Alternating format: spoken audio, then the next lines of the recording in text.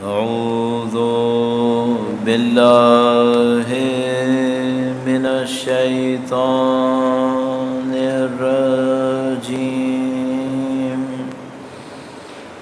بسم الله الرحمن الرحيم.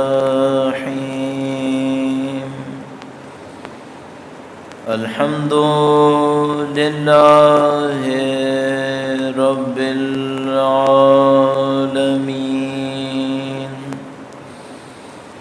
والصلاة والسلام على سيد الأنبياء والمرسلين،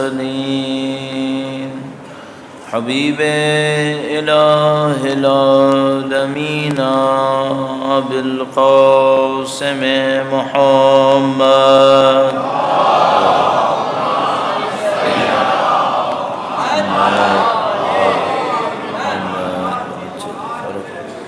وعلى آله الطيبين الطاهرين،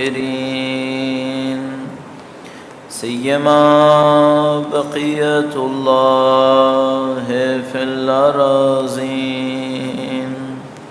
قال الله تعالى في كتابه الكريم: بسم الله الرحمن الرحيم.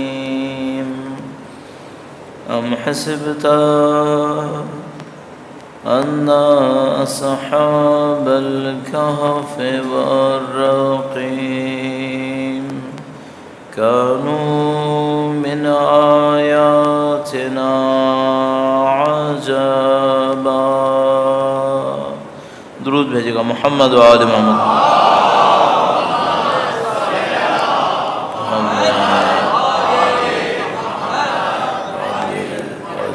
پروردگار عالم کا انتہائی لطف و کرم ہے، انتہائی احسان ہے. اس نے ہمیں دین مبین، قرآن و اہل بیت کی معرفت نصیب فرمائی ہے، سید الشہداء کی محبت سے نوازا ہے، اس فرش عزا پر بیٹھنے کی سعادت عطا فرمائی ہے. اس دعا کے ساتھ کہ انشاءاللہ مرتے دموں تک ہمیں اہل بیت کے بہترین چاہنے والوں میں قرار فرمائے، دنیا اور آخرت میں اہل بیت کی ہمراہی نصیب فرمائے، انشاءاللہ ان کے فرزند کے ظہور کا دن دیکھنا نصیب فرمائے، ان کی نصرت کی راہ میں شہادت نصیب فرمائے. تمام دعاؤں کی قبولیت کے لیے، مومنین کی جان و مال، عزت و آبرو کی حفاظت کے لیے، جو بے گناہ جیلوں کے اندر ہیں، بالاخص جن چند دنوں کے اندر اسیر ہوئے ہیں، ان کی رہائی کے لیے، اور جو کوئی بھی مکتب اہل بیت کے خلاف سازش کر رہا ہے اس کی ناکامی اور نابودی کے لیے درود بھیجیں محمد و آل محمد.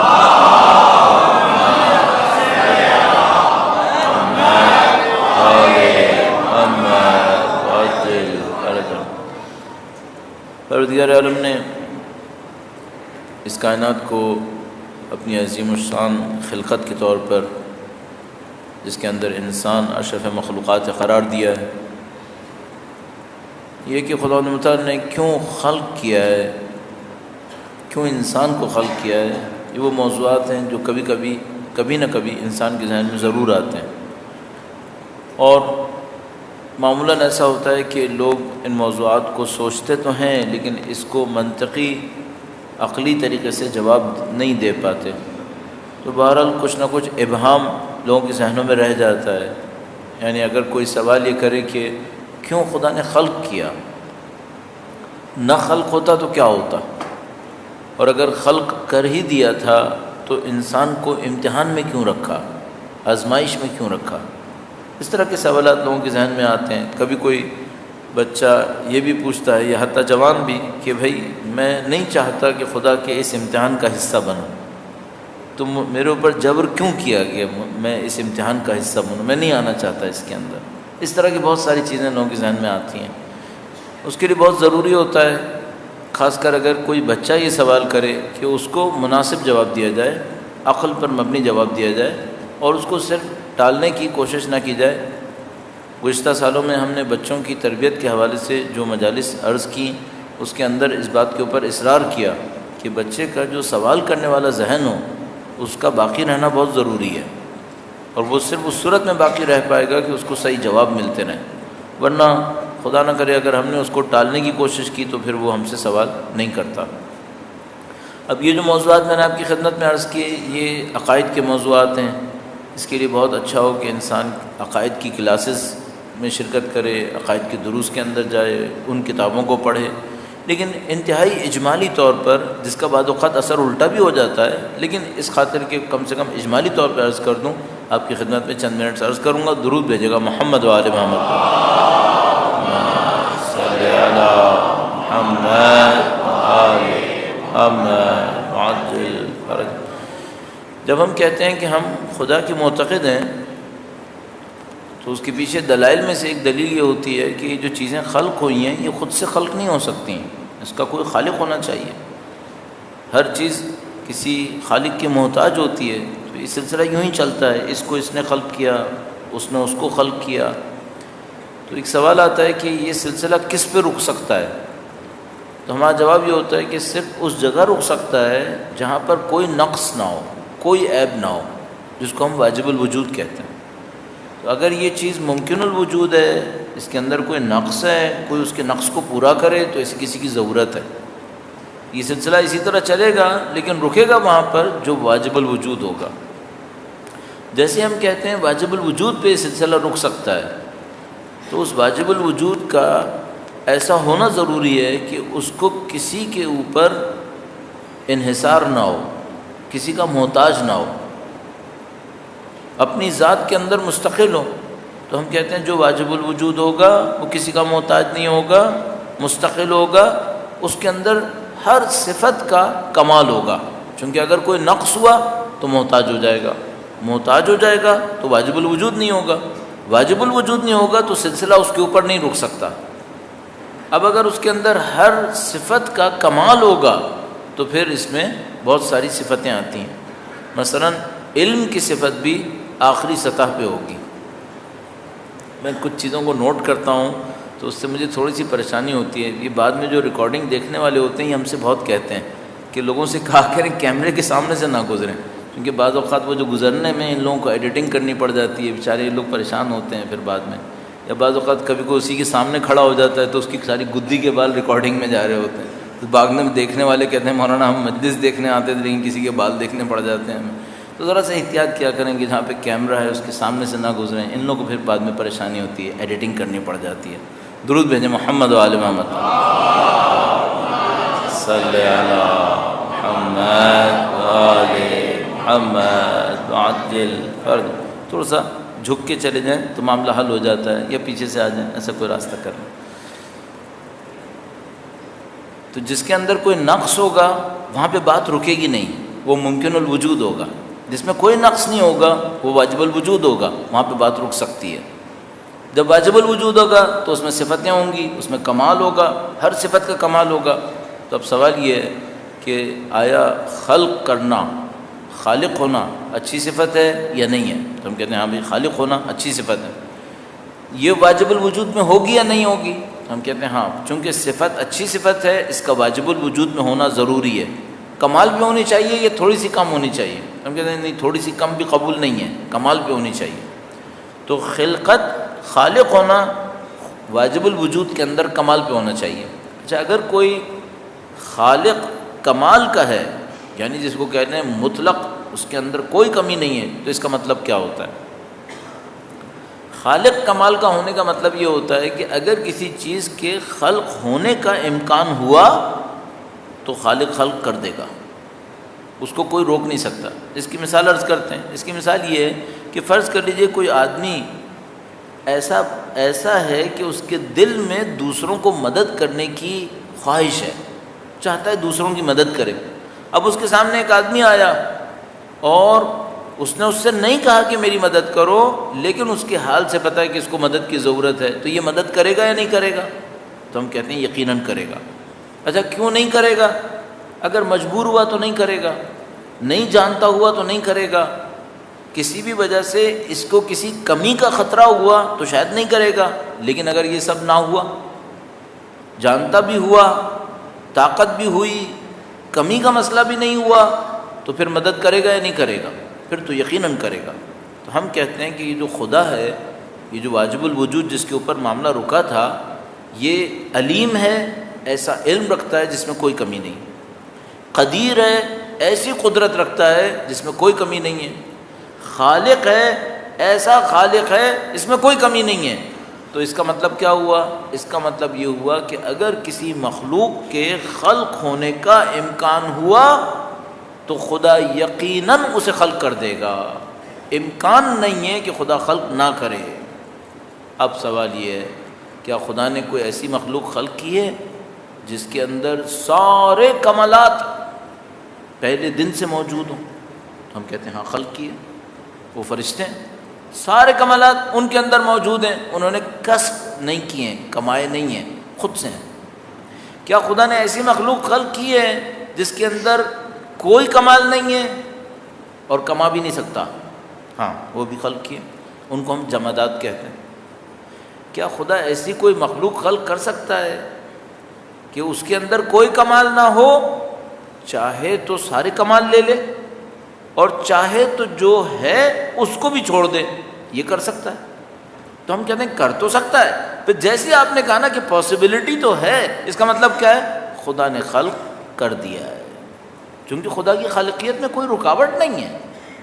جیسے آپ کہیں گے کیا کوئی ایسی مخلوق ہو سکتی ہے جو پیدائش کے وقت ہماری مثال میں ایسے ہی 0 ہو، چاہے تو 100 پہ جائے، چاہے تو 0 کے بھی -100 چلا جائے، ایسا ہو سکتا ہے؟ ہم کہیں گے ہاں ہو تو سکتا ہے۔ جیسے آپ نے کہا ہو سکتا ہے، اس کا مطلب ہے خدا نے خلق کر دی ہے۔ وہ مخلوق ہے انسان۔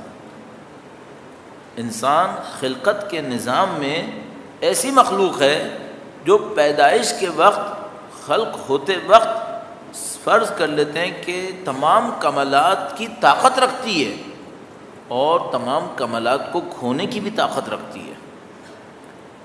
چاہے گا تو کمالات لے لے گا، نہیں چاہے گا تو جانوروں سے بھی بدتر ہو جائے گا، یہ بھی ہو سکتا ہے۔ کیا امکان تھا؟ ہاں بالکل امکان تھا۔ تو خدا نے خلق کیا یا نہیں کیا؟ کر دیا، وہ انسان ہے۔ اب جب کہ یہ خلق ہو گیا تو پھر سوال ہے کیا یہ اچھا بن سکتا ہے؟ جی ہاں، فرض کے مطابق یہ بہت اچھا بن سکتا ہے، فرشتوں سے بھی اچھا، بالکل فرشتوں سے بھی اچھا۔ کیا یہ برا بن سکتا ہے؟ بالکل برا بن سکتا ہے۔ کتنا برا؟ پتھروں سے بھی پست۔ بعض انسانوں کو خدا متعال فرماتا ہے کہ یہ جو انسان ہے یہ آتش جہنم کا ایندھن ہے، پتھروں سے ہی پست ہو جائیں گے۔ اب اگر ایسا ہے کہ انسان فرشتوں سے بھی اچھا بن سکتا ہے تو اس کے اندر ایک ایسا پہلو چاہیے جو اسے فرشتوں سے بہتر بنائے، اور اگر یہ انسان اتنا پست بن سکتا ہے تو پست بننے کے لیے بھی کوئی پہلو چاہیے کہ اس کو اتنا پست لے کے جائے۔ تو سمجھ لیجیے اس انسان کے اندر عوامی مثال کے مطابق ایک سیڑھی چاہیے اوپر جانے کے لیے، ایک سیڑھی چاہیے نیچے جانے کے لیے۔ جس کی مرضی آئی اوپر کی سیڑھی سے اوپر جائے، جو نہیں چاہ رہا وہ نیچے کی سیڑھی سے نیچے جائے۔ وہ جو اوپر کی سیڑھی اوپر جانے کے لیے ہے وہ روح ہے، اور جو نیچے کی سیڑھی نیچے جانے کے لیے ہے وہ جسمانی خواہشات ہیں۔ اگر کوئی اپنی روح کو ترقی دینے پر آ گیا تو وہ اوپر کی سیڑھی کو پکڑ کے اوپر جا رہا ہے، اور اگر کوئی اپنی روح کو بھلا بیٹھا، نفس کو بھلا دیا اور نفس کی ساری صلاحیتوں کو دفن کرنا شروع کر دیا، سمجھ لیجیے اس نے نیچے کی سیڑھی پکڑ لی ہے، اب وہ نیچے جا رہا ہے۔ اس کو آئے کریمہ نے فرمایا قد افلح من زکاہا وقد خاب من دساہا۔ وہ کامیاب ہوگا جو نفس کا تزکیہ کرے گا۔ تو جو انسان اپنی روح پہ محنت کرے گا، اپنے نفس کے اوپر محنت کرے گا، اس کو پاکیزہ بنائے گا۔ کیا مطلب پاکیزہ بنائے گا؟ غلط صفتوں کو دور کرے گا، اچھی عادتوں کو اندر لائے گا، یہ انسان اوپر کی سیڑھی پہ چڑھ رہا ہے، یہ اوپر چڑھے گا۔ اور جس نے یہ کام نہیں کیا اور وہ لگ گیا اپنی حیوانی خواہشات کے اوپر، طاقت میرے پاس آ جائے، شہرت میرے پاس آ جائے، لذتیں مجھے ملتی رہیں، سب کو میں محروم کر دوں، میرے پاس یہ میرے پاس وہ، جو اس راستے پہ چل نکلا وہ اس نیچے کی سیڑھی پہ جا رہا ہے۔ خدا نہ کرے نعوذ باللہ تعالیٰ یہ اپنی حیوانی نفسانی خواہشات کے اندر اتنا پست ہو سکتا ہے کہ کہیں سے کہیں پہنچ جائے۔ اچھا اب سوال آگے بھی ہے، میں جلدی جلدی اس کو ختم کرتا ہوں. وہ یہ کہ اگر انسان یہ کر سکتا ہے کہ نفسانی خواہشات کو کنٹرول کر کے اوپر جائے، اور یہ بھی ہو سکتا ہے کہ نفسانی خواہشات کی لے میں بہہ کر نیچے چلا جائے، تو پھر ایک اور چیز بہت ضروری ہے، اسے کہتے ہیں امتحان.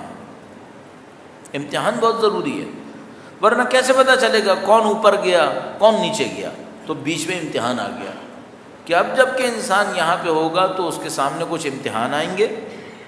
اگر وہ ان امتحانوں میں اپنے تزکیہ نفس سے کامیاب ہوا اوپر جائے گا، خدا نہ کرے نعوذ باللہ تعالیٰ اگر وہ امتحان میں ناکام ہو گیا تو پھر وہ نیچے جائے گا.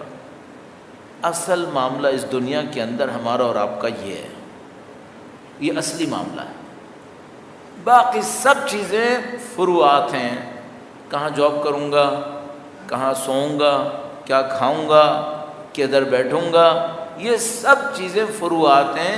اصلی مسئلہ ہماری زندگی کا یہ ہے، قد افلح من زکاہا وقد خاب من دساہا. درود بھیجے گا محمد و آل محمد، صلی علی محمد آل محمد وعجل فرج.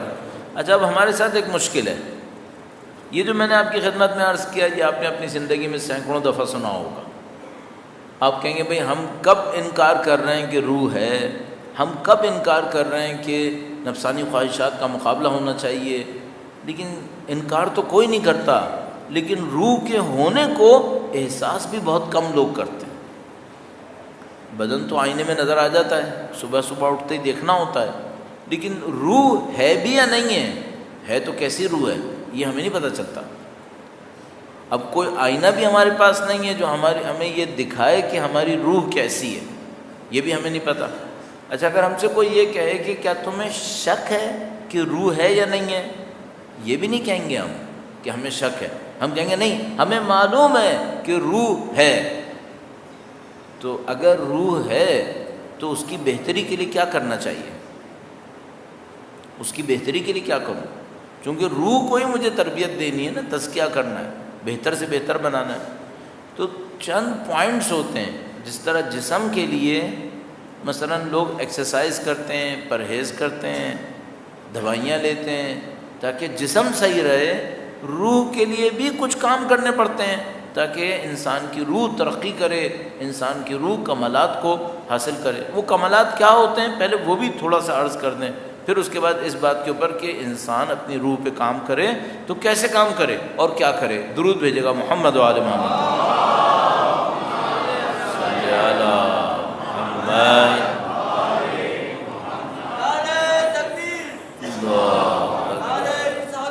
یا رسول یا اللہم صلی علی محمد محمد. تو وہ کمالات کیا ہوتے ہیں جو انسان کے نفس کو حاصل ہونے چاہیے اسی دنیا کے اندر؟ بعض اوقات جب ہم لوگ ایسی باتیں کرتے ہیں تو لوگ یہ سمجھنے لگتے ہیں کمالات کا مطلب یہ ہوتا ہے کہ جیسے میں پچھلی دفعہ میں شاید کہیں آپ سے عرض کیا کہ میں ہاتھ یوں کروں اور آپ سے کہوں کیا چاہیے اور مٹھی کھولوں اور دے دوں، یہ ہو گیا کمال. بعض لوگ یہ سمجھتے ہیں کہ مثلا میں بیمار تھا، میں آپ کے پاس گیا اور میں نے آپ سے کہا کہ ذرا میرے اوپر ایک پھونک مارنا میری بیماری دور ہو جائے، آپ نے پھونک ماری میری بیماری دور ہو گئی، یہ ہو گیا کمال. بعض لوگ یہ سمجھ رہے ہیں کمال یہ ہے.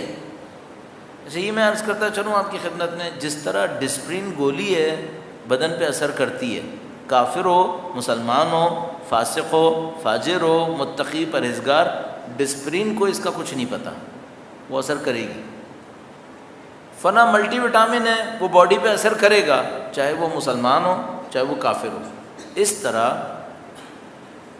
روح کے اندر کچھ طاقتیں ہوتی ہیں، وہ اپنا اثر کریں گی چاہے مسلمان ہو چاہے کافر ہو، فاسق ہو یا متقی ہو، وہ اپنا اثر کرتی ہیں. تو مثال کے طور پر اگر کوئی ان کاموں کے پیچھے پڑ گیا، اس کے بھی کئی راستے ہیں، یہ سب بھی ہو سکتا ہے، لیکن اس کا اخروی کمال سے کوئی تعلق نہیں ہے، کوئی تعلق نہیں ہے. آپ کو کوئی ہندو مل جائے گا ایسے ایسے کام کرے گا، آپ حیران رہ جائیں گے کہ بھئی یہ کیا کر دیا اس نے. اور کوئی نہیں معلوم، میں دوسرے مذاہب کو نہیں عرض کرنا چاہ رہا، ہر مذہب کے اندر لوگ ایسے مل جائیں گے عجیب و غریب کام کرنے والے.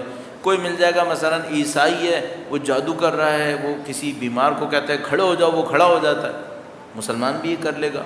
تو بعض اوقات انسان سوچتا ہے کہ بھئی ان کاموں کا تعلق دین سے ہے یا نہیں ہے. تو میں عرض کر رہا ہوں ان کاموں کا تعلق اس طرح سے دین سے نہیں ہے. یہ جو چند چیزیں ایسی ہوتی ہیں، کچھ بتا دیا، کچھ سنا دیا، کچھ پھونک مار دی، یہ کر دیا وہ کر دیا، یہ ہر آدمی کر سکتا ہے اگر نفس پر اسی لیے کام کرے.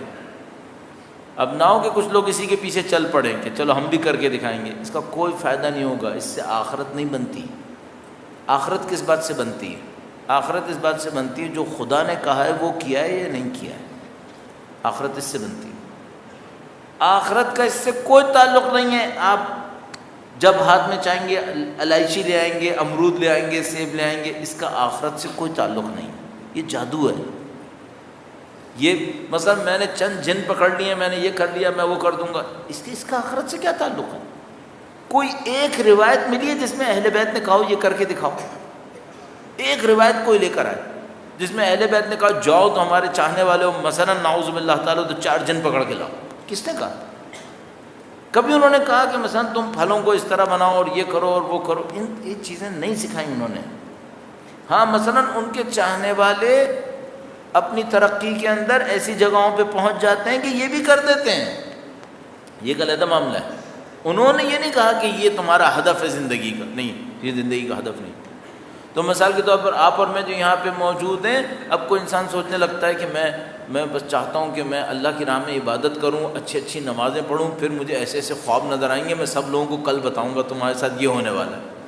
کیا بچپنا ہے؟ اس لیے عبادتیں نہیں ہوتی. اگر کوئی اس لیے عبادت کرتا ہے اس کو کوئی ثواب نہیں ملے گا. پھر یہی چیز اس کا ثواب بن جائے گا، پھر آخرت سے محروم ہو جائے گا وہ. ان چیزوں کی خاطر کوئی عبادت نہیں ہونی چاہیے کہ میں کشف کر کے دکھاؤں گا کہ کیا ہو گیا، میرے لیے کیا ہونے والا ہے. اس طرح سے نہیں ہونا چاہیے. عبادت صرف عبادت کے لیے ہونی چاہیے، اللہ کی بندگی کے لیے ہونی چاہیے. آپ اپنے نفس کے اوپر جو بھی تزکیہ کریں الحمدللہ کریں، یا مثلا عبادات کریں، نماز پڑھیں، شب پڑھیں، تہجد کو پھیلا، جو کچھ بھی پڑھیں، زیارات آپ پڑھیں، ان سب کا ہدف صرف ایک ہونا چاہیے، مجھے اللہ کا بندہ بننا ہے. کیا مکاشفہ ہوگا، کون سی طاقت میرے پاس آئے گی یا نہیں آئے گی، اس کا بندگی سے کوئی تعلق نہیں ہے. خدا نے چاہا دے، نہیں آتا نہ دے. آپ کو اپنی جادوگری تھوڑی کام کرنا ہے. تو عزیزان محترم، یہ بات تو بالکل واضح کہ اس کا اس سے کوئی تعلق نہیں ہے. اب اپنی روح پہ کوئی محنت کرنا چاہتا ہے تو کیا کرے؟ ہاں یہ پتہ ہے تزکیہ نفس کرنا ہے. تزکیہ نفس کرنا چاہتا ہے تو کیا کرے؟ بہت سادہ سی بات ہے کہ جو اللہ نے پسند نہیں کیا ہے، مثلا جھوٹ خدا کو پسند نہیں ہے، حسد خدا کو پسند نہیں ہے، بغض، دشمنی، نفرتیں یہ خدا کو پسند نہیں ہے، انہیں نکالو. یہ دنیا کا سب سے مشکل کام ہے. سب سے مشکل کام دنیا کا یہ ہے، باقی سب آسان ہے. وہ ایک کوئی بندہ خدا اسی ٹائپ کا تھا، جادو وادو دکھانے والا، وہ کہیں غلطی سے عراق پہنچ گیا، نجف پہنچ گیا. اب اس بیچارے کو پتہ نہیں کس نے پھنسایا کہ وہاں کا ایڈریس دے دیا، وہ وہاں پہنچ گیا. اب وہ جا کے وہاں پہ اپنے جادو دکھانا شروع کر دیا اس نے. تو مثال کے طور پر میں نے کتاب میں پڑھا کہ وہ زمین سے چند فٹ اونچا کھڑا ہو جاتا تھا، اونچا ہو کے بیٹھ جاتا تھا. اب لوگ اس کو دیکھتے تھے تماشا کہ بھئی یہ کیا انسان ہے، یہ 4 فٹ اوپر کھڑ کے بیٹھ گیا، تو یہ کیا ہوا. تو ایک عارف تھے، پتہ نہیں نام لینے میں شاید کوئی قباحت نہیں ہونی چاہیے، لیکن پتہ نہیں کہ میں ذہن میں نہیں آ رہا کہ نہیں ابھی نام نہ لوں، کچھ اور کہیں اور سے مکس ہو جاتا ہے. بعض لوگ نام کی مشابہت کی وجہ سے کچھ اور سوچنے لگتے ہیں. بہرحال ایک عارف تھے، ان کو بتایا گیا کہ آقا صاحب وہ ایسا ہے. وہ حیات تھے، ابھی کچھ عرصے پہلے ان کا انتقال ہوا ہے قم کے اندر. اس وقت نجف اشرف میں تشریف فرما تھے. تو ان کو بتایا کہ مثلا اس طرح سے کوئی آدمی آیا ہوا ہے، پتہ نہیں ہندوستان سے آیا تھا، کہاں سے آیا تھا، وہ اس طرح سے چند فٹ اونچا اٹھتا ہے اور اس طرح کے کچھ کارنامے دکھاتا ہے. تو انہوں نے کہا، انہوں نے اس کو اوائڈ کیا، انہوں نے اس کے پر توجہ نہیں دی.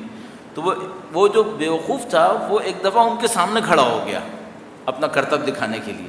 تو ایک دفعہ آیا اور ان کے سامنے کھڑے ہو کر اس نے اپنے آپ کو زمین سے اونچا کیا. اچھا انہوں نے دیکھا کہ بس اب جو ہے وہ بہت ہو گئی ہے، یعنی چلو چل رہا تھا. انہوں نے جوتی اٹھائی، ہوا میں پھینکی، اس جوتی نے اتنا اس کے سر پہ مارا کہ زمین پہ گرا دیا اس کو. ٹھیک ٹھاک زمین کے اوپر گر گیا. پھر انہوں نے جوتی اپنی سمیٹی اور چلے گئے. اس کے بعد وہ آیا ان کے پاس کہنے لگا کہ مجھے آپ سے صرف ایک بات پوچھنی ہے، خواہشات پہ کنٹرول کیسے کرتے ہیں؟ اس کو فوراً پتہ چل گیا کہ جو جادو میں کر رہا ہوں نا اس سے بڑا ان کے پاس ہے، اور اس کو یہ بھی پتہ چل گیا کہ یہ جو انہوں نے کیا ہے اس کا تعلق خواہشات کو کنٹرول کرنے سے ہے۔ تو کہنے لگا کہ یہ تو مجھے پتہ چل گیا کہ آپ استاد ہو، یہ بتاؤ یہ کرتے کیسے ہیں؟ ان سے خواہشات کنٹرول نہیں ہوتی، یہ اس چیپٹر سے محروم رہ جاتے ہیں۔ پھر کچھ چیزوں میں کنٹرول کر لیتے ہیں، باقی میں نہیں کر پاتے۔ مثلا اپنی اس خواہش کو کنٹرول نہیں کر پائے کہ اپنی طاقت کسی کو دکھانے کے محتاج ہیں، مرتے ہیں اس بات کے اوپر کہ اپنی طاقت دکھائیں۔ جو اللہ کا بندہ ہوتا ہے، عارف ہوتا ہے، وہ کبھی اس خواہش میں نہیں مر رہا ہوتا ہے، وہ چھپاتا ہے، وہ ہمیشہ چھپاتا ہے۔ تو اس کو سمجھ میں آ گیا کہ اس نے چھپا کر اپنے آپ کو ایسی طاقت پہ پہنچا لیا جو مجھ سے بہت زیادہ ہے۔ تو وہ راز پوچھنے آیا کہ یہ کام کیسے کرتے ہیں، ہم سے یہ نہیں ہو پاتا۔ تو ہم لوگوں کو بھی پتہ نہیں ہمارے دین نے ہمیں کیا دینا چاہا ہے۔ ہم لوگ بعض اوقات کچھ اور چیزیں دیکھتے ہیں تو متاثر ہو جاتے ہیں۔ مثلا ایک آدمی نے مجھے کہا کہ وہ فلاں آدمی ہے نا، وہ کھولتے گھی میں کھڑا ہو جاتا ہے، اسے کچھ نہیں ہوتا۔ یہ سب چیزیں ہم لوگوں کے لیے بہت بڑی بن جاتی ہیں۔ ہم لوگوں نے اس کو دینداری سمجھا ہے، یہ دینداری نہیں ہے۔ دینداری اللہ کی بندگی کا نام ہے، اس بندگی میں کوئی نمائش نہیں ہوتی۔ آج تک کبھی دیکھا ہے کوئی مثال کے طور پر بہت بڑا عارف ہو، وہ تمام طرف لوگوں کو جمع کر کے دکھائے کہ میں دیکھو میں نماز شب کیسی پڑھتا ہوں؟ کبھی دیکھا آپ نے؟ کوئی کیوں کرے گا؟ یہ خدا کے لیے کر رہا ہے، دوسروں کو دکھائے گا کیوں؟ تو یہ روح کی تربیت کا معاملہ ہے، اس کا کوئی تعلق اس نمائش بازی سے اور جادوگری سے نہیں ہے۔ خدا خود دے دیتا ہے تو بھی چھپا لیتے ہیں، اور خدا نہ دے اللہ کی بندگی کے لیے کام ہونا چاہیے، ان چیزوں کے لیے کام نہیں ہونا چاہیے۔ درود بھیجے گا محمد و آل محمد پر۔ محمد و آل محمد وعجل فرج۔ اچھا، اب اگر کوئی اپنے روح پہ محنت کرنا چاہتا ہے تو کیا کرے؟ میں نے عرض کیا جو خدا کو پسند نہیں ہے اسے ختم کرے، اور کچھ کرنا چاہتا ہے تو کیا کرے؟ بندگی کرے، اللہ کی عبادت کرے۔ مثلاً اہل بیت نے روح کی بہتری کے لیے کچھ چیزیں بیان فرمائی ہیں۔ مثلا انہوں نے کہا ہے کہ بھائی حکمت، دانائی کی باتیں، عقل مندی کی باتیں، ان کو پڑھو، اس سے تم لوگوں کی روح تازہ ہوگی۔ روح کی جیسے بدن کی تازگی کے لیے انسان مثال کے طور پر جاتا ہے، ایکسرسائز کرتا ہے تاکہ باڈی کو تھوڑا سا اسٹرینتھ ملے، کبھی واکنگ کرتا ہے، کبھی جاگنگ کرتا ہے، کبھی یہ کبھی وہ، تھوڑا فریش ہوتا ہے اس سے۔ تو انہوں نے فرمایا تم اپنے روح کی تازگی کے لیے حکمت کی باتیں پڑھا کرو، حکمت اور دانائی۔ اچھا، حکمت اور دانائی کی باتیں کہاں سے پڑھیں؟ اہل بیت کے پاس، ان کے کلامات کو دیکھو، جو باتیں انہیں سمجھنے کی کوشش کرو۔ مثلا بہت نفیس ایک کتاب ہے عربی میں، اس کا نام تھا غرر الحکم، اور اردو میں اس کا نام رکھا گیا تجلیات حکمت۔ بہت نفیس کتاب ہے جو مولا امیر المومنین کے چھوٹے چھوٹے کلمات کے اوپر مشتمل ہے، 2 3 لفظ، 4 لفظ، 5 لفظ، اس سے زیادہ نہیں ہوتے۔ دنیا وسیع بھی ہوتی ہے، قوانین ہوتے ہیں سب سے بڑھ کر اس کے اندر، اصول، ضابطے کہ بھئی دنیا گزرتی کیسے۔ تو مثلا آپ جا کے دیکھیے کہ وہ کیا فرماتے ہیں کسی کام کے لیے۔ مثلا وہ کہیں گے جس کو خوش رہنا ہے وہ یہ کرے، جس کو دوست بڑھانا ہے وہ یہ کرے، جس کو دشمنوں کے مقابلے میں مدد چاہیے وہ یہ کرے۔ تو چھوٹی چھوٹی چیزیں لکھی۔ مثلا اب چونکہ ابھی اچانک میرے ذہن میں یہ آ گیا ہے تو میں عرض کر رہا ہوں، ایک جگہ پہ لکھا امام نے کہ اگر تمہیں ڈاکٹر سے بچنا ہے کہ ڈاکٹر کے پاس نہ جاؤ تو یہ 4 کام کر لو تو تم ڈاکٹر سے بچے رہو گے۔ اللہ کرے کہ مجھے یاد آ جائیں سارے۔ امام نے فرمایا 4 کام کرو تو تم ڈاکٹر سے بچے رہو گے۔ مثلا اب ہم لوگوں کو پتہ ہے، پریکٹس کی ضرورت ہے، البتہ شاید ایک آدھ نہ بھی پتہ ہو۔ مثلا فرمایا کہ جب تک بھوک نہیں لگی ہے کھانے کے لیے مت بیٹھو، بھوک لگے تو کھانے کے لیے بیٹھو۔ اب ہم لوگوں کے ساتھ مشکل یہ ہے 3 وقت کھانا بھی کھانا ہے، بھر بھر کے کھانا بھی ہے، اور کام کاج بھی کچھ نہیں کرنا ہے۔ میز کرسی پہ بیٹھنا ہے، گاڑی میں بیٹھ کے چلتے رہنا ہے، کام کاج کچھ نہیں ہے، کھانا بہت کھانا ہے، تو بھوک کہاں لگے گی پھر ایسے؟ تو پھر ایک کھانا کم کر دو، کم سے کم دوپہر کھانا کم کرے انسان تاکہ صبح کو کھائے، پھر رات کو کھائے، کم سے کم بھوک لگ کے کھائے۔ تو امام فرماتے ہیں اگر تمہیں ڈاکٹر سے بچنا ہے پہلا کام یہ کرو، جب تک بھوک نہیں لگی ہے دسترخوان پہ مت بیٹھو۔ دوسری بات فرمائیے بھوک ختم ہونے سے پہلے دسترخوان سے اٹھ جاؤ۔ آپ نے کھانا شروع کیا، آپ کو یہ لگا، مجھے یہ لگا مثال کے طور پر کہ بھائی میں اگر مثلا اتنی پلیٹ بھر کے کھاؤں گا تو میرا پیٹ پورا بھر جائے گا، تو پھر اتنی پلیٹ مت لو، آدھا لے لو، تھوڑا سا بعد میں اضافہ کر لو، تھوڑی سی بھوک سے پہلے اٹھ جاؤ۔ امام نے فرمایا اس سے تم ڈاکٹر سے دور رہو گے۔ جو ڈاکٹر یہاں بیٹھا ہو وہ بیچارہ چڑھ رہا ہوگا کہ میرے بزنس کا کیا ہوگا اگر یہ سب ایسے ہی کرنے پہ آ گئے۔ اللہ کہیں اور سے برکت دے دے گا انشاءاللہ۔ تیسری بات امام نے فرمائی کہ خوب چبا چبا کے کھاؤ، جو بھی کھا رہے ہو خوب چبا چبا کے کھاؤ۔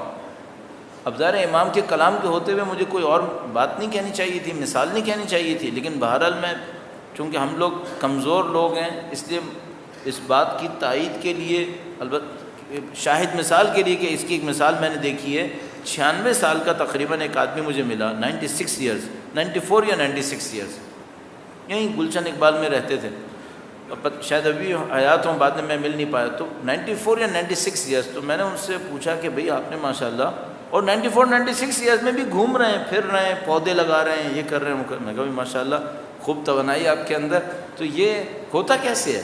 تو اس نے کہا کہ 2 کام کرو۔ اس وقت میں نے یہ روایت بھی نہیں پڑھی تھی مولا امیر المومنین کی۔ اس نے کہا 2 کام کرو، نمبر 1 جھوٹ نہیں بولنا۔ کہنے کا جھوٹ بولو گے زندگی کم ہو جائے گی، جھوٹ نہیں بولنا۔ دوسری بات یہ کہ جتنا بھی کھاؤ اتنا چباؤ کہ کم سے کم پیسٹ بن جائے، منہ کے اندر جیسے ٹوتھ پیسٹ ہوتا ہے اتنا پیسٹ بن جائے، پھر پیٹ میں نکالنے کے لے کے جانا، اس سے پہلے نہیں لے کے جاؤ، خوب چباؤ۔ اب مولا نے فرمایا کہ 3 کام یہ ہو گئے۔ چوتھا کام فرمایا رات کو سونے سے پہلے اپنے جسم کو خالی کر کے سو۔ تو مثلا واش روم چلا جائے، جتنا ہو سکتا ہے اپنے آپ کو باڈی کو فریش کرے، خالی کرے، پھر سوئے۔ تو امام فرمایا جو یہ 4 کام کرے گا وہ ڈاکٹر سے دور رہے گا، طبیب سے دور رہے گا۔ اچھا اب گویا یہ بات ہے حکمت کی، لیکن اس کا تعلق جسم سے ہے۔ امام نے بہت ساری ایسی باتیں فرمائیں جن کا تعلق ہماری روح سے ہے، ہمارے معاشرے سے ہے۔ خوشی، میں نے کہا جیسے خوشی، غم، یہ سب چیزیں بہت نفیس جو جملات ہیں، ان میں وہ جملہ ہے جو میں بہت زیادہ اپنے ذہن میں دہرانے کی کوشش کرتا ہوں کہ الدہر یومان، زندگی 2 دن، ایک دن تمہارے حق میں ہے، ایک دن تمہارے خلاف۔ جب تمہارے حق میں ہو تو اتراؤ نہیں، اور جب تمہارے خلاف ہو تو نا امید مت ہونا۔ یہ بہت عجیب جملہ ہے، یہ بہت عجیب بات ہے مولا امیر المومنین کی، اور یہ کائنات کی بڑی عجیب حقیقت ہے اس کے اندر۔ تو یہ جو دانائی کی باتیں ہوتی ہیں، حکمت کی باتیں ہوتی ہیں، یہ روح کے لیے اچھی ہوتی ہیں۔ تو جو آدمی اپنی روح کو ترقی دلانا چاہتا ہے عبادت کے ذریعے سے، مثلا نماز میں توجہ کے ذریعے سے، اس کو چاہیے ان چیزوں پر بھی توجہ دے۔ تو پہلی بات جو ہو گئی مثال کے طور پر یہ دانائی اور حکمت کی باتیں ہو گئیں۔ درود بھیجے گا محمد و آل محمد صلی محمد و آل محمد عجل فرج۔ اس سلسلے میں ایک دوسری بات کیا ہوگی، کچھ تو عبادات ہوتی ہیں جو واجبات ہوتی ہیں، جس کو جیسے ابھی نماز کے بارے میں میں نے آپ کی خدمت میں کچھ چیزیں عرض کی، کچھ واجبات نہیں ہوتی ہیں، عبادات ہیں، واجبات نہیں ہیں، مستحب ہے، بہتر ہے انسان کر لے۔ یہ چیزیں بھی روح کو ترقی دیتی ہیں، یہ چیزیں بھی روح کو ترقی دیتی ہیں۔ اب مثلا مولا کا ایک فرمان آپ کی خدمت میں اور عرض کرتا ہوں، فرمایا کہ اگر دن بھر گناہوں سے بچنا چاہتے ہو تو صبح کو فجر کی نماز کے بعد 11 مرتبہ وہیں بیٹھے رہو جہاں فجر پڑی، جہاں فجر پڑی وہیں بیٹھے رہو، 11 مرتبہ قل ہو اللہ پڑھو، 11 مرتبہ قل ہو اللہ پڑھو۔ فرمایا دن میں گناہوں سے امان ملے گی، دن میں گناہوں سے امان ملے گی۔ البتہ ظاہر ہے اگر کوئی آدمی گناہ کا بالکل طے شدہ ارادہ کر کے بیٹھا ہو کہ ہر روز یہ گناہ کروں گا، ظاہر ہے وہ کیسے بچے گا پھر۔ لیکن ایک دفعہ کیا ہوتا ہے، میں نے ارادہ کیا کہ گناہ نہیں کروں گا، شیطان کی کسی دام میں پھنس گیا، تو گویا امام فرمانے کہ نہیں، اگر تم نے یہ کام کیا تو تم شیطان کے دام سے بچ پاؤ گے۔ یا مثلا میرا ذہن یہ کہتا ہے کم سے کم اتنا ہوگا کہ جب گناہ سامنے آئے گا تو تمہارا دماغ کہے گا یہ گناہ ہے، اس میں مجھے نہیں پھنسنا چاہیے، پھر تمہارے ہاتھ میں ہے پھنسے یا نہیں پھنسے، لیکن تمہارا ذہن وارن ضرور کر دے گا۔ تو امام نے فرمایا کہ صبح کو فجر کی نماز کے بعد وہیں بیٹھ کر 11 مرتبہ قل ہو اللہ پڑھ لو۔ جی 11 مرتبہ قل ہو اللہ بڑی عجیب چیز ہے۔ میں نے ٹریولنگ میں اس کو بہت آزمایا ہے، سفر میں اس کو بہت آزمایا ہے کہ جب کبھی میں سفر کرنے شروع کرتا تھا کچھ سفر بڑے لمبے لمبے سفر کیے تھے بائی روڈ کے، مثلا کوئی سخت سفر تھے جس میں لگتا تھا کہ بھئی بہت چیلنجز آئیں گے، تو ہم نے اس بات کو طے کیا کہ بھئی جہاں گاڑی رکی اور چلی تو ہم 11 مرتبہ قل ہو اللہ پڑھیں گے۔ تو ہم دیکھتے تھے کہ بعض اوقات ایسی چیزیں ہوتی تھیں جن کا کچھ سمجھ میں نہیں آتا تھا یہ کیوں ہو گئیں، اور بعد میں بچے بھی ساتھ ہوتے تھے تو بچے خود کہتے تھے، میں چاہتا ہوں بچے خود دین کو سمجھیں، میں ان کو نہ بتاؤں بار بار، تو بچے خود کہتے تھے کہ یہ جو ہوا ہے نا یہ اسی 11 دفعہ قل ہو اللہ سے ہی ہوا ہے، ورنہ یہ نہیں ہو سکتا تھا۔ بہت ساری چیزیں ایسی ہوتی تھیں۔ تو عبادات میں کچھ واجبات ہیں، کچھ مستحبات ہیں۔ مستحبات عبادات کو کرنے سے روح اچھی ہوتی ہے، مکروہات کو چھوڑ دے، کچھ چیزیں مکروہ ہیں انسان کو چھوڑنا چاہیے، اس سے روح کو فائدہ ہوتا ہے۔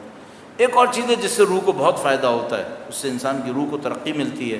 آپ کی خدمت میں عرض کروں گا، درود بھیجے گا محمد و آل محمد پر۔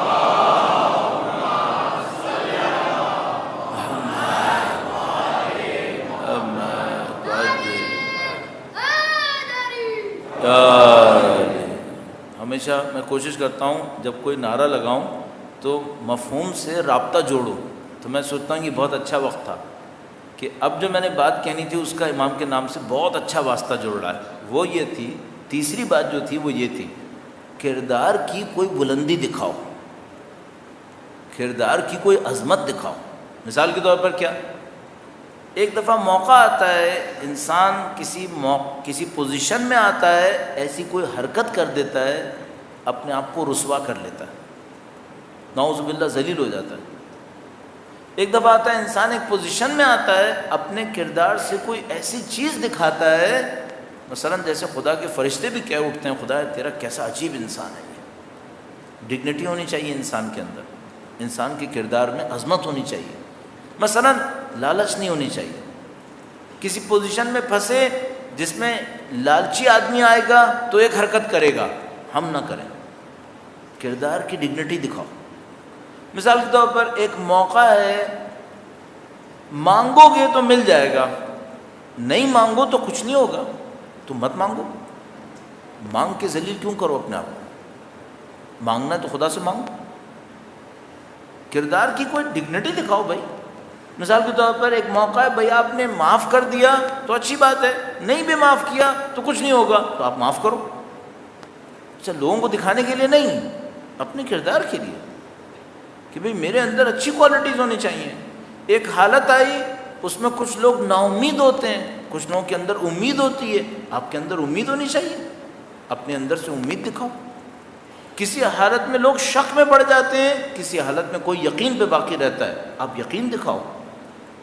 تو عزیزان محترم، تیسری چیز جو انسان کی روح کو عظمت دیتی ہے، بلندی دیتی ہے، کمالات دیتی ہے، وہ ہے اعلیٰ کردار کا مظاہرہ کرنا، اعلیٰ کردار دکھاؤ۔ مثلا لالچ نہیں ہونی چاہیے، حسد نہیں ہونی چاہیے، دشمنی نہ ہو، بغض کینہ نہ ہو۔ زیادہ سے زیادہ کوئی آدمی اچھا نہیں لگتا، تھوڑا سا دور ہو جاؤ، دشمنی مت دکھاؤ، پستی مت دکھاؤ۔ بس ایک سمجھ لیں، ایک لفظ ہوتا ہے کردار کی پستی، ایک ہوتا ہے کردار کی بڑائی، بڑائی دکھاؤ۔ مثلا کسی نے آپ کے لیے کچھ کیا، آپ چاہیں تو اسے کچھ انعام نہ دیں تب بھی چل جائے گا، دے دو، بڑائی دکھاؤ تھوڑی سی۔ اس کو خدا تعالیٰ قرآن میں کہتا ہے فضل، فضل دکھاؤ، فضیلت دکھاؤ۔ تو ہمیں اور آپ کو اگر یہ کرنے کو مل جائے، ہمیشہ اپنے آپ سے پوچھتے رہیں یہاں پر کردار کی فضیلت کیا ہے، فضیلت دکھاؤ۔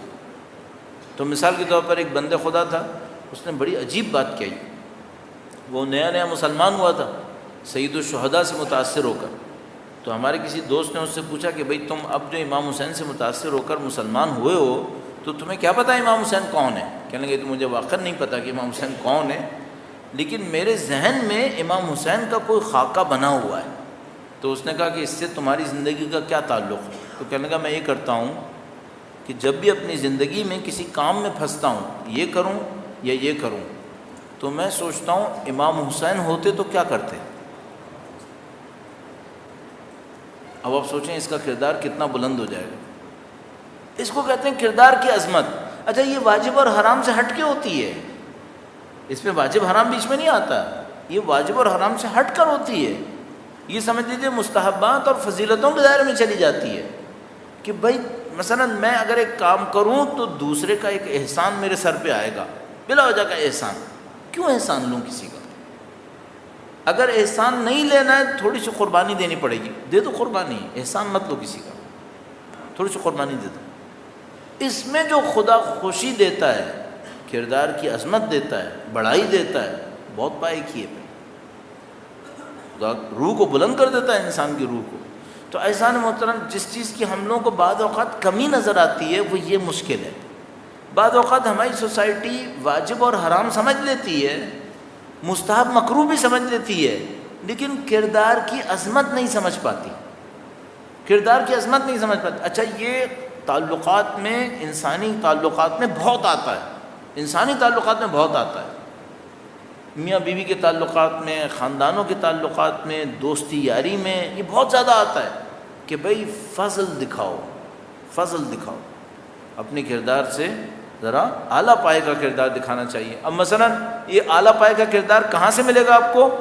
ظاہر ہے کہ خاندان عصمت سے۔ ہر موقع پر کردار کی عظمت دکھاتے تھے، کچھ بھی ہو جائے اپنے کردار کو بلند رکھتے تھے، اعلیٰ پائے کا کردار۔ مثلا مولا چوتھے امام درود بھیجے گا محمد و آل محمد، صلی علی محمد آل محمد عجل فرج۔ برادر خدا کا واسطہ تھوڑا سا ٹائم رہ گیا، ذرا سا ٹائم رہ گیا، اس کو ابھی جان دیجیے۔ مولا امیر المومنین کی ذات پہ درود بھیجے گا محمد و آل محمد، صلی علی محمد آل محمد وعجل فرج۔ مولا مسجد میں تشریف فرما تھے، ایک آدمی پیچھے سے آیا اور اس نے کہا کہ میں نے یہاں پہ کچھ پیسہ رکھا تھا، وہ کہاں گیا؟ امام نے فرمایا مجھے نہیں معلوم، تمہارا پیسہ کہاں؟ اس نے کہا کہ نہیں، آپ کے سوا کوئی تھا ہی نہیں، میں نے یہاں پہ رکھا تھا۔ امام نے فرمایا مجھے نہیں دیا، نہ مجھے معلوم تمہارا پیسہ کہاں ہے۔ ظاہر دنیا کے اصولوں کے حساب سے امامت کے پاس تو علم ہوتا ہے، لیکن دنیا کے اندر رہتے ہوئے انہوں نے کہا نہیں معلوم۔ کہنے کا کہ مجھے آپ پہ شک ہے اور آپ کو میں قاضی کے پاس لے کے جاؤں گا۔ قاضی کے پاس گیا، اب وہ جو قاضی کو اس نے بتایا میں نے ان کے اوپر شک کیا ہے، وہ قاضی پریشان ہو گیا، وہ تو مدینے کا رہنے والا تھا، یہ تو اجنبی تھا۔ اس نے کہا کہ تم کو معلوم ہے تم کس پہ شک کر رہے ہو؟ تو امام نے کہا کہ نہیں، اگر یہ شک کر رہا ہے تو ہم عدالت میں آئیں گے۔ امام عدالت میں آ گئے۔ اب وہ قاضی پریشان ہونے لگا کہ بھئی میں کس طرح سے فرزند رسول کو عدالت میں لے کے آ گیا۔ تو اس نے اس اجنبی سے کہا کہ تمہارے پاس کوئی ثبوت ہے؟ اسلام میں ایسا ہوتا ہے کہ اگر آپ نے کوئی دعویٰ کیا ہے تو 2 شاہد آپ کو لانے پڑیں گے، 2 گواہ لانے پڑیں گے۔ تو قاضی نے کہا کہ تمہارے پاس گواہ ہیں؟ اس نے کہا نہیں، میرے پاس گواہ نہیں ہے۔ اچھا، اسلامی عدالت کا اصول ہے کہ اگر میرے خلاف کسی نے دعویٰ کیا تو وہ 2 گواہ لے کے آئے گا۔ اگر وہ 2 گواہ لے آیا تو قاضی مجھ سے کہے گا کہ بھئی تمہارے پاس اپنے دفاع میں کیا ہے؟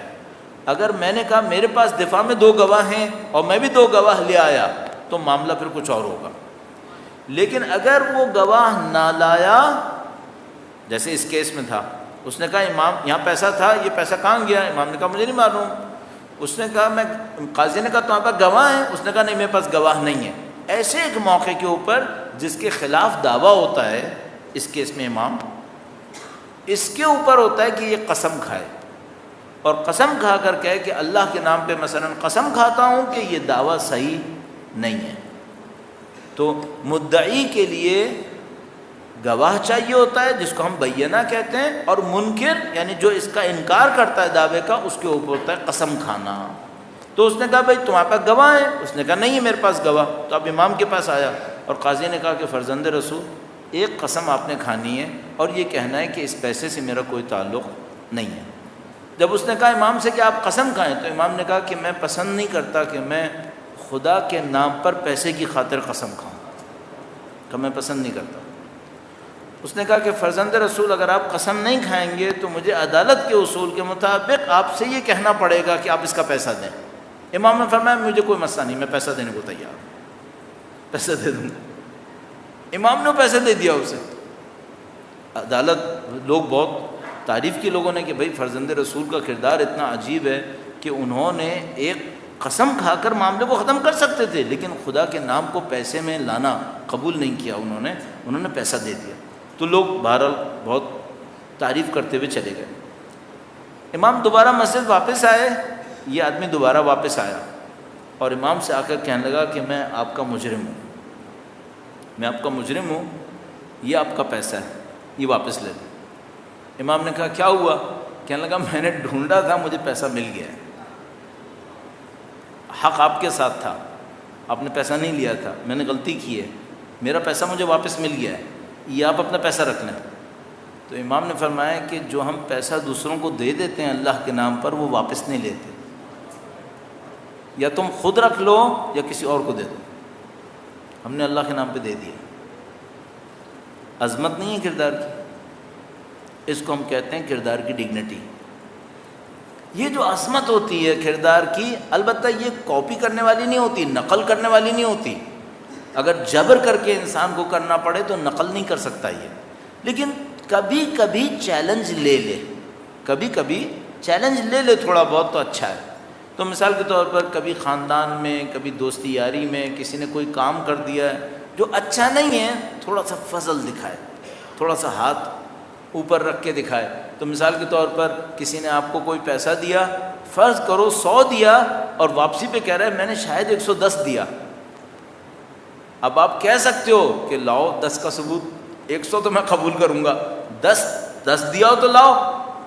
اگر کر سکتے ہو تو تھوڑا فضل و برتری دکھاؤ کہ اچھا ٹھیک ہے چلو 110 دیا، ختم معاملہ، برتری دکھاؤ تھوڑا سا۔ اب ظاہر ہے کہ ہر آدمی ہر وقت یہ کام نہیں کر سکے گا، بعض اوقات مجبوری ہوتی ہے، کوئی ایسی چیز ہو گئی ہے کہ ممکن ہی نہیں ہے، مثلا کوئی ایسا چیز مانگ بیٹھتا ہے، ایسی چیز مانگ بیٹھتا ہے جو طاقت توانائی میں نہیں ہے، تو پھر عدالت میں جانا پڑتا ہے، مثلا معاملہ بن جاتا ہے۔ لیکن اگر ممکن ہے تو تھوڑا سا ہاتھ اوپر رکھنا بہتر ہے، تھوڑا سا فضل و برتری دکھانا بہتر ہوتا ہے، اس سے روح کو ترقی ملتی ہے۔ تو اعزان محترم، یہ وہ چند چیزیں ہیں جس سے ہم لوگ اپنے کردار کے اندر تھوڑا سا عظمت حاصل کر سکتے ہیں۔ اچھا، کل ہم کوشش کریں گے اس بات کو عرض کریں کہ جو شخص کردار کی عظمت دکھانا چاہے وہ کیسے پریکٹس کرے، یہ ہوتا کیسے ہے، اس کو کرنے کے لیے کیا تیاری کرنی پڑتی ہے۔ تو اچھا ہے اگر ایسا ہونے لگے، ہر کوئی تھوڑا سا بلندی دکھانے لگے تو معاشرہ بہت اچھا ہو جاتا ہے، اس سے لوگوں کی زندگیوں میں سکون آ جاتا ہے۔ میں نے ایک عجیب جھگڑا دیکھا، ایک وقت ایک بہت ہی عجیب جھگڑا دیکھا۔ ایک دفعہ جھگڑا ہوا عدالت میں، اب وہ تھا پاکستان میں ہی تھا، حیران کن بات یہ تھی پاکستان میں تھا۔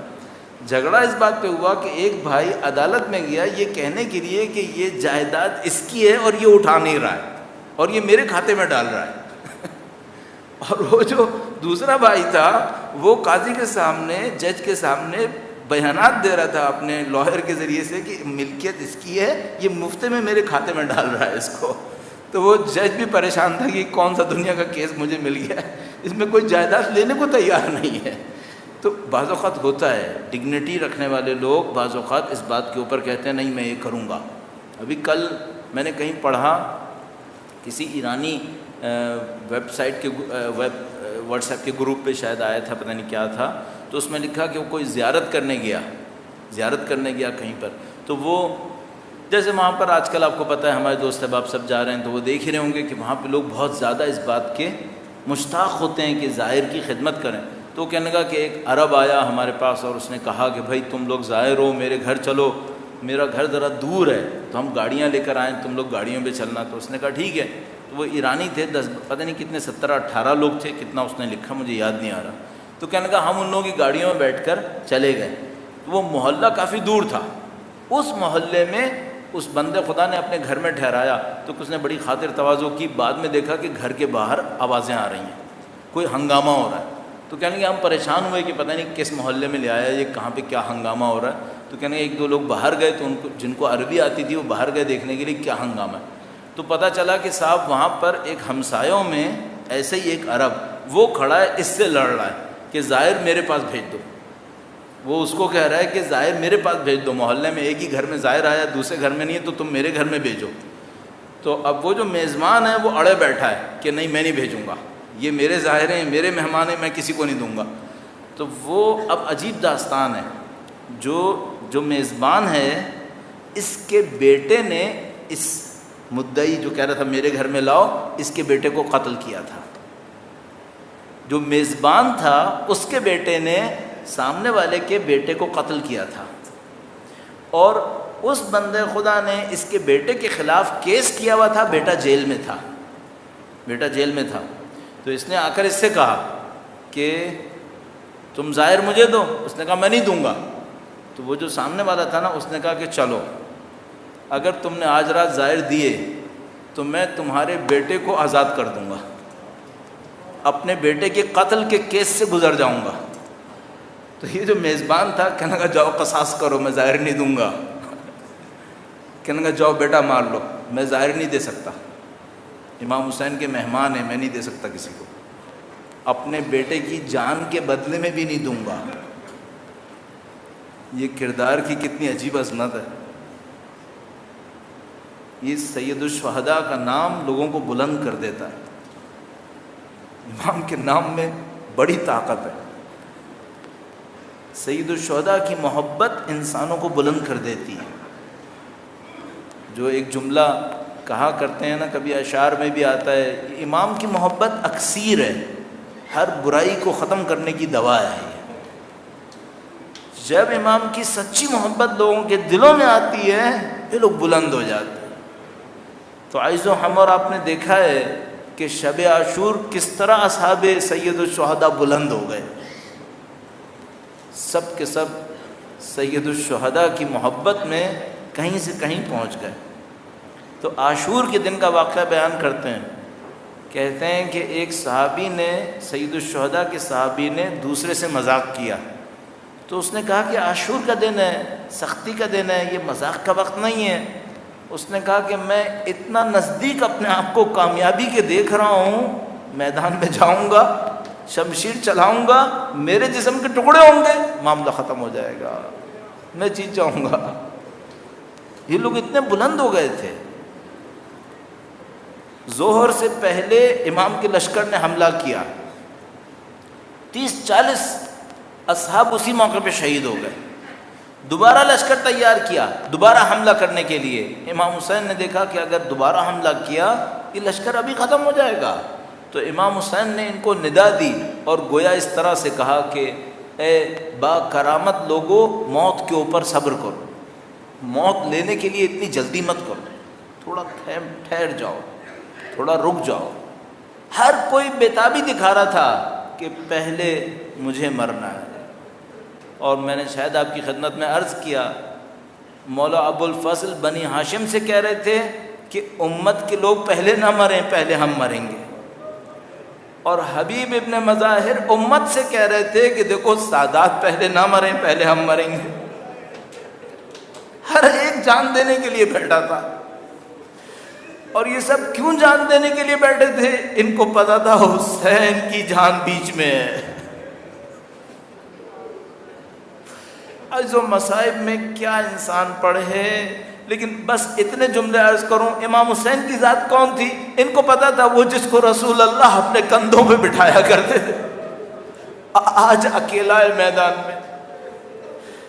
کتنی ہی مرتبہ ایسا ہوا شب عاشور میں، جب امام حسین نے چراغ گل کیا اور کہا کہ چلے جاؤ یہاں سے، تو اٹھنے والا اٹھا اور اس نے کہا کہ مولا اگر میں چلا گیا تو آپ کی ماں کو کیا شکل دکھاؤں گا؟ سیدہ طاہرہ کو میں نے شکل دکھانی ہے قیامت کے دن، ان کے سامنے شفاعت کے لیے جانا ہے مجھے، میں ان کے سامنے کس منہ سے جاؤں گا؟ تو عزیزو، ہم تو اتنے قابل نہیں ہیں کہ ہم میدان کربلا میں ہوں، لیکن کم سے کم اپنے آپ سے اور اپنی اولاد سے ایک بات کہہ سکتے ہیں کہ دیکھو بیٹا، اگر فاطمہ کے سامنے جانا ہے نا تو عزا کا پرچم بلند رکھنا، حسین کا نام بلند رکھنا، زندہ رہو یا مر جاؤ لیکن حسین کا نام باقی رہنا چاہیے۔ ہم سب کو اولاد فاطمہ کے سامنے جانا ہے، ان سب کے سامنے سرخرو ہونا ہے۔ اور عزیزو، بس اگر 2 جملے اور عرض کروں آپ کی خدمت میں، اگر قیامت کے دن بس ایک منظر آ گیا، ایک منظر آ گیا تو خدا نہیں معلوم کیا کر دے گا۔ وہ کون سا منظر ہے؟ بس اتنا ہوا کہ سیدہ علی اصغر کو لے کر کھڑی ہو گئی،